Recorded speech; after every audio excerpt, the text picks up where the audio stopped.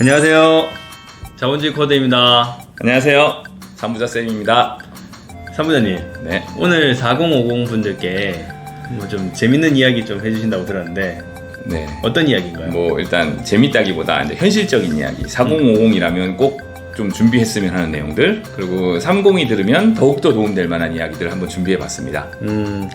저도 이제 30대를 다 겪고 이제 내년이면 40대가 되는데 벌써 40대 됐습니까? 네네.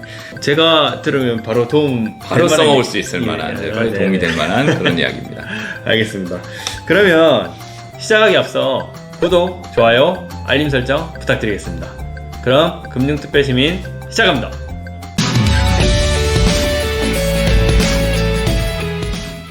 그럼 4050이 알아야 될 어떤 이야기를 좀 먼저 해주실까요? 일단 저도 40대잖아요. 저도 네네. 40대고 우리나라 40대 남자 하면 생각나는 모습들 한번 생각해 볼게요.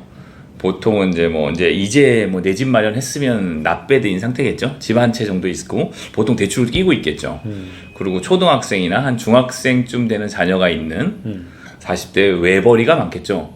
맞벌이 하면 참 고맙겠지만 외벌이가 많겠죠. 저도 이제 맞벌이 지금 하다가 지금 외벌이 됐는데 맞벌이 하면 고마울 것 같습니다. 이 자리를 빌어서 얘기하시는 건가요? 네, 멈춘 상태이긴 합니다. 네, 다시 한번. 근데 40대, 50대 정도 되면 뭘 준비해야 되면 노후를 이제 준비할 때가 됐어요. 왜냐면 노후라는 게 한 65세, 한 70세 되면 노후가 바로 시작되거든요. 자녀들이 독립과 동시에. 그리고 나의 이제 뭐 급여나 이런 것들은 거의 없다고 생각해야 되겠죠. 그때부터는. 그런 시기에 됐을 때 우리나라 사람들이 준비하고 있는 건 내 집과 국민연금 정도를 끄신 상황이에요. 국민연금이라 하면 현재 가치로 지금 나오는 거 보면 평균적으로 50만 원 정도 선이 대부분이거든요. 그럼 우리가 이제 뭐 지금 가치로 한 50만 원 정도 받고 노후에 살 수 있느냐? 그거는 쉽지 않거든요. 그렇죠. 그래서 많이 미래가 걱정되는 게 사실입니다.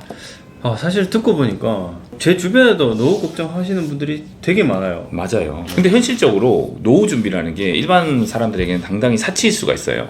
저도 마찬가지인데, 저도 이제 겨우 이제 초등학교 한 뭐 이제 고학년쯤 되죠. 이제 그런 자녀를 데리고 있는데도 상당히 비용이 많이 듭니다.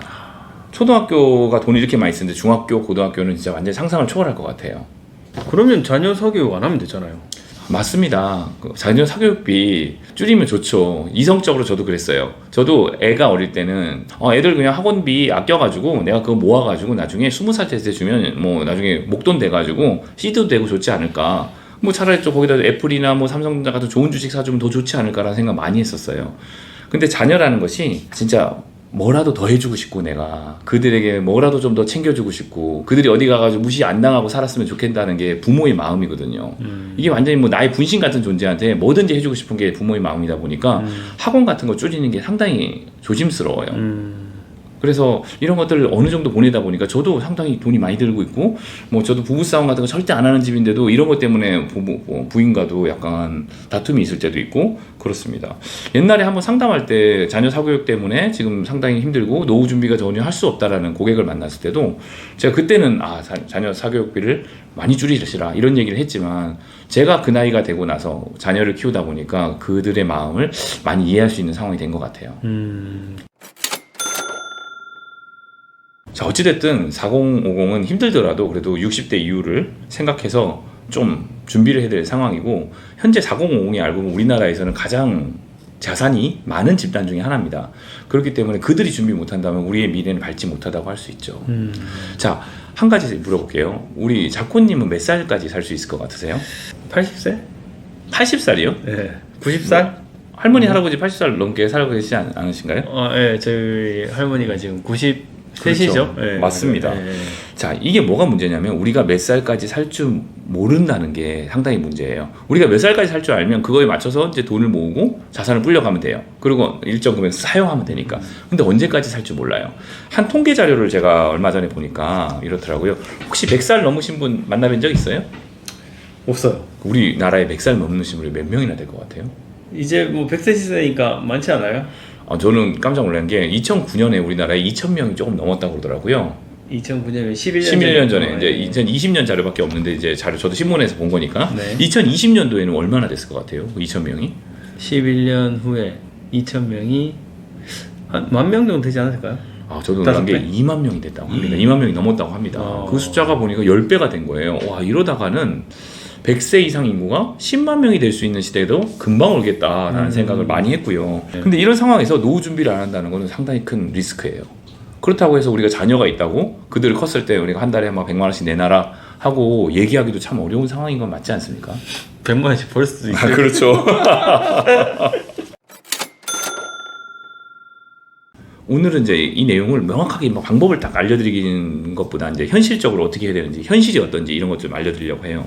일단 상담을 제가 많이 합니다. 노후 준비를 어떻게 해야 될까요? 그러다 해보면 노후 자금을 모아라 이렇게 말씀드리면 사실은 노후 자금 모을 돈이 없다고 얘기합니다. 그럼 그들한테 어떻게 준비하실 거냐 이렇게 물어보면 국민연금과 요즘 막 유행하는 주택연금 얘기를 많이 하세요. 주택연금 집이 있으니까 이제 주택연금 받지 않나요? 그렇게 얘기하는데 사실 주택연금 사실 상당히 괜찮은 제도라고 인정을 합니다. 하지만 이도 되게 쉽지 않은 게 요즘 집값이 많이 올랐어요. 일단 서울에 사신다 그러면은 9억, 지금 현재 9억일 거예요. 아마 12억으로 올린다는 얘기도 있긴 있는데 9억이 넘어가는 집들이 대부분이에요. 아주 많습니다. 평균 가격이 10억이기 때문에. 이거 주택연금이라는 거는 영목이지론이에요. 결국에는 돈을 빌리는 거예요. 이자를 가지고. 나중에 하다가 내가 하기 싫으면 결국 내가 지금까지 받았던 돈에 이자까지 이자가 포함되어 있는 거죠. 그러니까 내가 실제로 받았던 주택 가치에서 이자를 합친 값을 갚아야 된다는 거예요. 영목이지론이니까. 이런 것들도 문제고요. 두 번째, 그냥 끝까지 받아도 되긴 됩니다. 했을 때 9억짜리 주택으로 이사를 가야 될 거 아니에요. 뭐 좀 비싼 곳 살고 있다면. 근데 사람들은, 노인들은 대부분 뭔가 자기가 살던 지역을 옮겨서 제가 그래도 뭐 비싼 아파트 살다가 나쁜 아파트로 간다는 거는 그래도 좀 더 나쁜 동네로 간다는 얘기가 되겠죠. 약간 등급이 낮은 동네로. 그런 동네로 가는 거를 원치 않아요. 그럼 그 동네에 살면서 계속 살다 보면 어떻게 되겠습니까? 좋은 동네고 집값이 비싼 동네라는 것은 그만큼 물가도 비싸겠죠. 노후를 살아가는데 더 힘들어지는 결과를 낳게 되죠. 이런 것들이 악순환이 될 것입니다. 결국에는 그 노후에는 소득에 맞춰서 집도 구해야 되는 그런 상황이 벌어질 수밖에 없는 거죠. 듣기만 해도 상상이 되는데 그 상상을 하면 정말 끔찍하네요.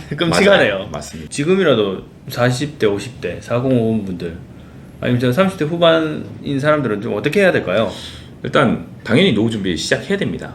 뭐 없는 돈 가운데서라도 쪼개서라도 해야 돼요. 4050은 당연히 해야 되는 거고 30대도 하면 좋죠, 무조건. 그리고 저는 뭐 생각이 있는 미리 준비하는 20대라면 20대부터 하는 것도 나쁘지 않다고 생각해요. 보는 돌이 좋다고 많이 말을 하세요, 다른들. 그럴 때는 지금 얼마나 좋은 시대입니까? 옛날에는 진짜 우리가 뭐 인터넷 이런 것들이 없었기 때문에 따로 돈 벌 방법이 없었잖아요. 지금 어떤 수를 통해서라도 좀 더 소득액을 높이는 작업들을 무조건 해야 돼요. 두 번째는 아울러 이제 내가 모은 돈들이 있잖아요. 그런 것들을 내 집뿐만 아니라, 내 집 마련은 당연히 해야 될 1순위 자산이고요. 그것뿐만 아니라 그 외에 다른 것도 투자 자산들, 뭐 연금이 될 수도 있고, 그리고 주식이 될 수도 있고요, 펀드가 될 수도 있고, 그리고 부동산 뭐 이런 것들이 될 수도 있습니다. 그런 것들을 만들어야 됩니다. 빨리 나중에 노후에 사용할 수 있게, 사용 자산을 쓸 수 있게 만들어야 됩니다. 자, 오늘 얘기하다 보니까 저도 이제 정신 바짝 차려야 될 것 같아요. 벌써 40대 중반인데 이거 금방 뭐 60대 되고 70대 될 것 같습니다. 자, 이런 100세 시대를 산다는 각오로 저도 함께 준비해야 될 것 같고, 이걸 보고 계신 분들도 빨리 준비해야 되지 않을까 이런 생각이 듭니다. 저도 정신을 아주 바짝 차려야 되겠네요. 네, 바짝 차려야 됩니다, 지금 현재. 예. 알겠습니다.